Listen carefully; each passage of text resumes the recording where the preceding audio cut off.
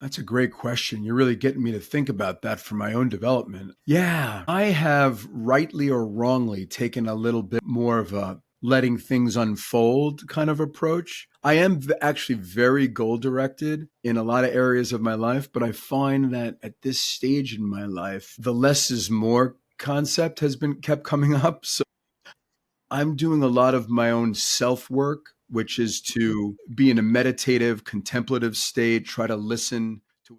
Welcome to Career Coaching Secrets, the podcast where we talk with successful career coaches on how they built their success and the hard lessons they learned along the way. My name is Davis Nguyen, and I'm the founder of Purple Circle, where we help career coaches scale their business to $100,000 years, $100,000 months, and even $100,000 weeks. Before Purple Circle, I've grown several 7- and 8-figure career coaching businesses myself, and have been a consultant at 2 career coaching businesses that are doing over $100 million each. Whether you're an established coach or building your practice for the first time, you'll discover the secrets to elevating your coaching business. Hey everyone, welcome to another episode of Career Coaching Secrets podcast. I'm your host Rexhen, and today's guest is Dr. Dan Guerra, a clinical psychologist, executive coach, and speaker whose work bridges neuroscience, psychotherapy, and leadership development to help people unlock meaningful change. With nearly 3 decades of experience and a background spanning NYU Medical Center, Beth Israel, and private practice, Dan brings a deeply integrative approach to stress management, emotional intelligence, and self-awareness, coaching over 500 leaders worldwide to become more effective, compassionate, and resilient. Whether he's guiding C-suite executives, teaching mindfulness, or writing on self-care and behavioral change, Dan's mission is clear: to help people break free from limiting patterns and lead with greater clarity, purpose, and balance. He's also the co-author of the book called From Stress to Centered, a practical guide to a happier and healthier you. And it's a pleasure for me to have him on the podcast today. Welcome to the show, Dan. Thank you, Rexhen. It's a pleasure to be here, and thank you for inviting me. It's a pleasure for us to have you on. So I want to know more about your beginnings, or when it comes to your coaching business, what inspired you to become a coach first and then start your coaching business? What inspired me to become a coach, I believe, had to really do with what I was doing beforehand, which was working as a psychotherapist full time. Psychotherapy and coaching have an interesting relationship. They've been trying very hard to distinguish themselves from one another. But I think we all have to admit that there's some strong relationship there in that it's under the umbrella of helping, right? And transformation. So I still do psychotherapy, and I was engaged and interested in it at the time that I decided to become a coach. But there was something missing, which was related to my own development as a person and my own skill set as a practitioner, which was calling for more kind of grounded, hands-on, practical help for people to make concrete change that they could point to, that they could measure. That does happen in psychotherapy too, but I wanted to do more of that with folks in a different setting. So I went on a path of studying coaching a bit and getting mentored and help from people in the business world. And I recognized that I not only enjoyed it, but had a little bit of a knack for it. I think as a therapist, I'm a little bit more coach-centric than some folks. I like to help people make practical change. Not that I'm opposed to, insight or psychodynamically related kinds of, processes or conceptualizations, but I do like the hands-on approach. So that's a little bit about where I began. Cool. Thank you for sharing that. And Yeah. and we mentioned in the intro as well, so it's been about 3 decades, more than so, right? You said earlier on. That's for the helping profession. For coaching, it's been closer probably to about 17 or 18 years as an official title Yeah. as coach. Still 17 years. When you think about it, the coaching now versus the coaching, let's say even 10 years ago, is kind of different, right? We didn't even have Zoom That's true. until recently. A lot of coaches that I interview in this podcast happen to have started their coaching business after COVID. Do you feel like in your case, how does it differ before COVID and after COVID? Was it more in person before or on the phone, and then after COVID it went to Zoom? How do you see that? Yeah, it's a good question. I think reflecting on my own personal experience with that, pre-COVID days, there were budgets from different companies and an interest in a lot of on-site work. So that we were flying around with different companies to different countries and having week-long trainings and gathering people from around the world in one spot, doing those types of interventions and coaching, that type of coaching work. I think nowadays, we're cutting costs, we're making things more convenient. There's a lot of online presence. So it has shifted quite a bit. And when it comes to your type of coaching, is it mostly when you're working with these executives, is it mostly one-on-one coaching, or do you also work with their teams as well when needed? Yeah. Well, it's changed. I think that's another thing that I've found in my own personal journey as a coach. There were more group and team activities prior to this online presence. That doesn't mean that that can't be done through Zoom as well. But for me personally, I've been doing more one-on-one programs lately with individuals. And how would you describe the people that you typically work with, or let's say the ideal client profile? Is it of a certain demographic, of a certain industry, of certain goals that they have in common? How would you describe the ideal client profile?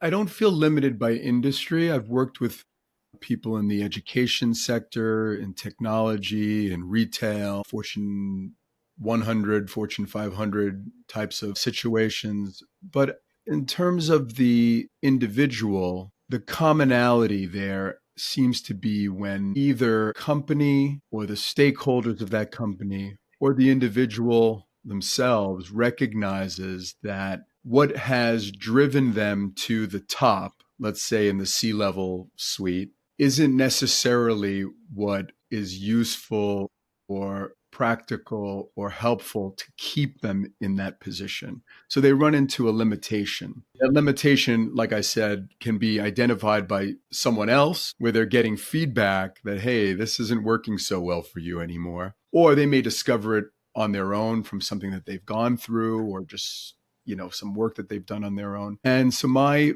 interventions help with illuminating that obstacle or the limitation and seeing if we can draw up a plan for them to move beyond that so that they can get to where their vision is headed, where their vision is for that.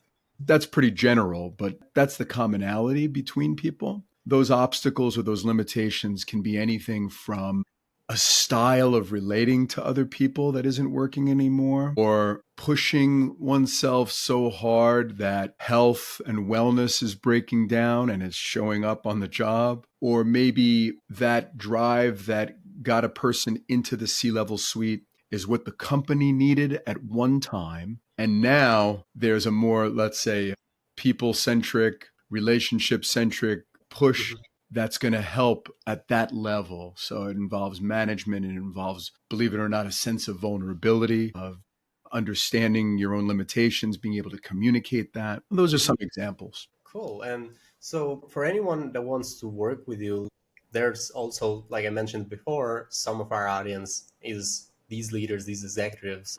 How would you say it works? So if someone wants to work with you, how does your program work? Is it of a certain length? What's it like to work with you? Good questions. Let's see. I think a typical length to work for me is at least 12 to 18 months. It's usually the meetings, because of busy schedules, usually of the folks that I'm working with, and my own, demands with my clinical practice. It's usually twice a month. And the way folks come to me is either they've researched me on LinkedIn or through my website, dan-guerra.com, and see a little bit of what I've done.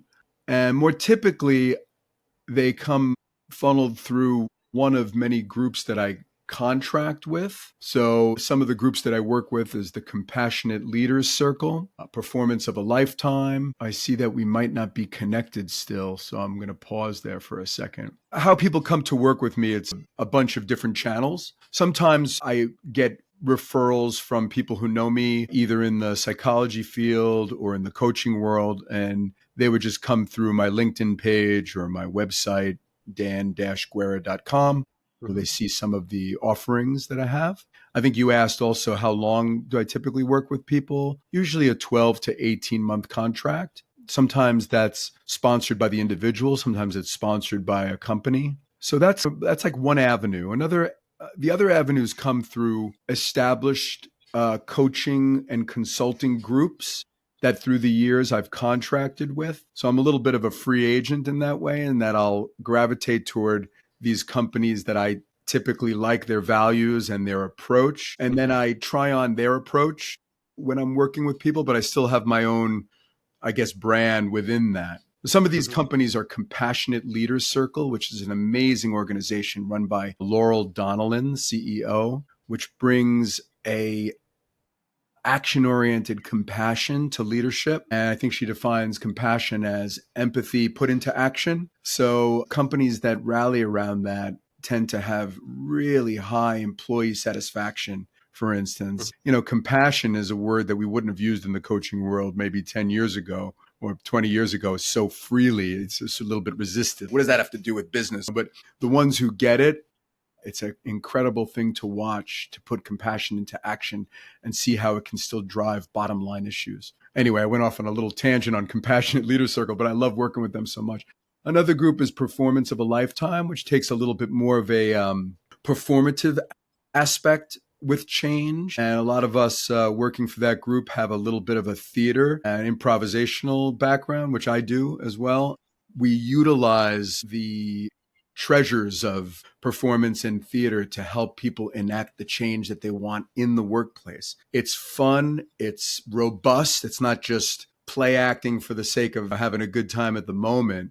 It actually really invites a real change, and companies enjoy that process. Who else? I've worked with Balance Integration, the CEO there being Tevis Trower, and what we've done together is provide a lot of health and wellness to corporations and individuals throughout the years in different settings. That's been really great. That leans a little bit more on personal health and wellness and how that impacts the workplace. And then the Coverdale organization has been around for a long time, probably close to a century. And that's where I did a lot of pre-COVID work in groups and on-site coaching, week-long trainings with 40, 50 executives and managers, upper-level managers, that sort of thing. So those are some of the examples. Interesting. Thanks for sharing all of that. Yeah. And so right now, looking into the future, what are your goals for the next 1 to 3 years with the coaching business? How do you see that in the future? Is there any specific goal that you're working towards? That's a great question. You're really getting me to think about that for my own development. Yeah, I have rightly or wrongly taken a little bit more of a letting things unfold kind of approach. I am actually very goal directed in a lot of areas of my life, but I find that at this stage in my life, the less is more concept has been kept coming up. So I'm doing a lot of my own self work, which is to be in a meditative, contemplative state, try to listen to what's going on within myself, not overwork and force things, let things come a little bit. So that's a little bit of a cop out of your answer, but I just thought I'd share a little bit what's happening inside of me. So to answer your question more specifically, I think my overarching big goals are to create sort of a more powerful, robust process or landing place for people to be able to come.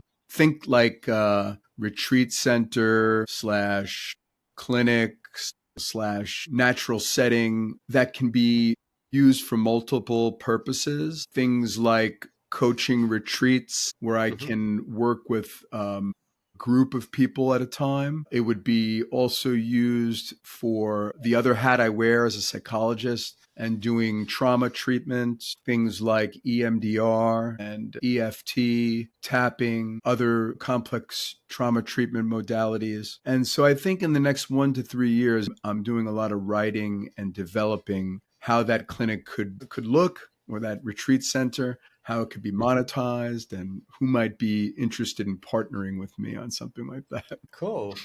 We actually did one this year in May. We did it in Mexico. We got some of our coaches to come and stay with us. We had like a whole week of activities, and it was like in a resort in Mexico. So there was like that vacation or like that paradise feeling, plus getting to learn at the same time and Love it. being engaged with a community of people that are like-minded. And yes, that was a lot of fun. So I feel like, yeah, you'll also have a lot of fun doing that. That's great. So you're thinking of doing that with like a group of executives that you work with. Anywhere we can get back to that integration, right? That integrative approach where we build the setting to relax the nervous system. People are enjoying themselves, feeling like they're having a good time, but also affecting, robust change. So what would you say? Well, actually, before I get to that, I wanted to talk about challenges. But before I get to your challenge, I wanted to ask, throughout time, and it's been like you mentioned, 17 years, what have been some good investments that you've made on your coaching business that you feel like, oh, actually, that was a good investment, good ROI on it? And if also, maybe there are also some bad investments that you could have avoided, if any. That's good. That's a good question. I wouldn't say, let me start with the quote unquote bad investments. I wouldn't say I feel a ton of regret about any investments that I made in the realm of coaching. I would say that for listeners out there, I think the best process to contribute to your journey of becoming a coach is investing in your own self understanding and your own development as a person. There's a lot of certifications, there's a lot of little badges you can pay for. And, I'm not saying at all that there's not useful information contained in those processes, certifications or programs or titles and all of that. But I think when you're starting out, you might lean a little bit too heavily in that direction. I also was doing that. I said, "Oh, I got to feel like I'm worthy to be a coach by going through this program or checking off these boxes or proving myself to this group of people." And I learned pretty quickly that those hoops are less important, in my opinion, than really Mhm. developing yourself and learning how to listen very deeply and authentically and trusting a little bit about where you need to go through self guidance. Now, you certainly have to have enough knowledge and training. I have a doctorate in clinical psychology, which helped catapult me forward a little bit in terms of the official training. So you need, to have a certain level of boxes to check. But I've also observed in some people that it's never enough. They just keep going for certification after certification. I think this can get in your way.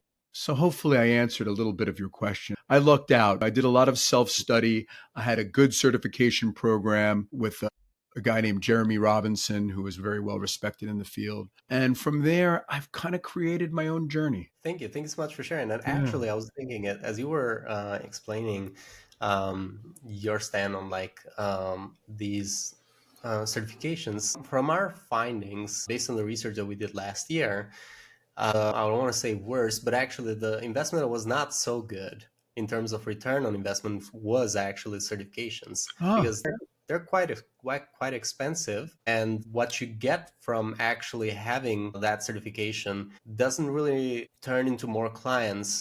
Well, when you think about it, is there's two ways to think about this. So there's coaches that work for certain companies as contractors, and there's coaches that are working fully independently. For the ones that are working fully independently, that almost makes no difference in terms of like how much clients are going to care about the certification, because the clients just don't, let's say they just don't know any better, or they are not even aware that they need to look out for certifications, or actually they will know if you're a good fit by just talking to you. The certification will not mean that much. yes. For coaches who work with companies as contractors that just don't want to do marketing and sales, they just want to work with clients from certain companies as a subcontractor. For those coaches, then it might make a little bit more sense, because sometimes these companies do require a certain certification for the coach to work with them. But Right. that is actually the only case where that kind of starts to pay off. Uh, If you're doing it independently, then it's just like, yeah, it's a nice to have if you want to put it on your profile. But yeah, it's just like maybe there's some learning in there. I'm not saying that there's no learning. It's mhm. just that as an investment, thinking about the amount of money that you're going to put in, it's not really going to pay off that money double, triple, or like it's just mostly for you personally, but it's not really in terms of ROI. It has not been a good investment from what we've found out so I far. agree. Yeah, and I like how you parsed that out with working for a company versus being solo. It's tricky in terms of that ROI. I think largely it helps the individual feel more confident with the Hmm. certifications, but it could be out of balance a little bit. So I Hmm. would advise people to just really do a lot of digging and find out what the details of the program are and see how it speaks to you. If it's things that you feel like you could learn from and make use of on your own pathway, then it probably would be worth it. It might be hard to put that into numbers, but it would be Yeah. intrinsically worth it. And I try to go toward things that help me feel inspired, help me learn something that I didn't already know, and to be aligned with where my purpose and my goals are for my particular coaching path or the work that I want to do. There's certain Hmm. things within the coaching field that I'm not as interested in, for instance, and the psychology field. So right now, what would you say is a challenge that you're trying to solve for next in the coaching business? Where do you think is the bottleneck for you right now? It's always the same place for me, Rexhen, which is I don't have enough time in the, in the day. I have to apply some of the principles I work with others. And it's really not about time so I can do more as much as be efficient in the areas that I need help with, which is things like if I'm to build this retreat center, let's say, or this clinic in the wilderness somewhere, I picture yurts and I picture a Hmm. common house and a geodesic dome. And, I'm great on the vision part. And I'm also really good at the implementation part, but the in between, right? Who to find to help me with this, where to get Hmm. it funded, how to get enough time to write the business plan and like all the little logistical things I'm either terrible at or haven't allotted enough time to learn, or maybe I have my own fears about taking the risk of doing less of the direct work to give myself some time to do those kinds of things and then go back to the direct work, right? I haven't allowed myself to do any of those things, right? So that's why you see me, I'm a contractor like with other companies because I find a Hmm. company who's done all those things already and I just have to Hmm. show up and walk in, much easier for me. So that's a what I just told you is a huge challenge for me. And Absolutely. I just keep opening myself up to some solutions in that. I imagine, like everything else, the solution is going to have to be discovered within myself. I'll have to either let go of something or let something in, right? Or be willing to make a little less money for, a season so I can mobilize some resource. Well, it's a very valid bottleneck. Right? It's come up often in the podcast that it's the capacity is not having enough capacity to be able to do that. Yeah, and it's definitely a challenge. And have you ever had a team member working with you before, or like an assistant or something like that? Not really. I'm in one or two capacities. I'm in the capacity of doing everything myself, which is where I started, and I learned pretty quickly that that wasn't sustainable. I mean, I have a lot of energy and I have a lot of capacity, but even the best of us, we run out, right? We hit a ceiling. Hmm. It was good to start my private practice that way though, because I was kind of built for that. I either go there or everything has to be already set up and I can just walk in like these coaching companies. Laurel Donnellan, for instance, and Compassionate Leader Circle has done an amazing job of engaging other people to come alongside of her and help and create this great company. But Hmm. I just, kind of can just float in and out, which is useful. So to answer your question, no, I haven't really allowed myself to have a team or an assistant for Hmm. what I'm doing solely. Yeah, because you're not, let's say, would you say that the majority of your clients are coming from these other companies instead of directly towards you from LinkedIn? I wouldn't say Or, majority. I would say they come from all kinds of different sources. Yeah. Mhm, I mean, when I'm working with the company, obviously the clients are there. So, you know, mhm, somebody in within that company might say, "Oh, we have a company and we think you'll be a good match for this person mhm, or that person." But I do get a number of, I wouldn't call them cold calls. They were like, soft leads or warm leads from the psychology world or from people who know me, or perhaps way back I worked with somebody in a company and they thought of me for another one of their colleagues. They might have moved on to a different work setting. Yeah, cool. That makes sense. My final question to you is, for other coaches, this is going to be useful. So, what advice would you give to other coaches who are looking to scale their impact? And by impact, I mean just touching more lives, making more change in people. And the impact obviously has a ripple effect when you're working, for example, with an executive. That impact you have on him goes on to the team, to his family. So it's kind of like ripples off. What advice would you give to coaches who are trying to scale that type of impact? Work on yourself. And I don't mean to skirt the question, but scaling impact, I think, has a lot to do with how well you're understanding yourself in the coaching process and being able to trust that you could have a greater influence on a larger number of people, not through doing this process or this technique or that set of questions, but really being very, very tuned into where your own limitations are, where you get caught up, where you lose focus, where you have your own triggers and rabbit holes that you fall down. So I think it always comes back to that. Did I get to that question, or did you have something else in mind? I'm happy No, to no, have another that was stab at it. that was as simple as that. So yeah, just advice could be also advice you if you were the person who wanted to scale, let's say, that impact, then it would be like an advice you'd give to yourself. So yeah, makes sense to me. And actually, maybe I can add, because you made me aware of this, being the good interviewer that you are. Yeah. So to use myself as an example, I think when the day comes, and I believe it will, where I make some openings to letting a team in and maybe trusting some of the work to other competent folks and letting them take the ball and run with it. I think, to use myself as an example, the impact and the scale will increase. So I have to do the work on myself and see what is blocking me from doing that all these years, you know?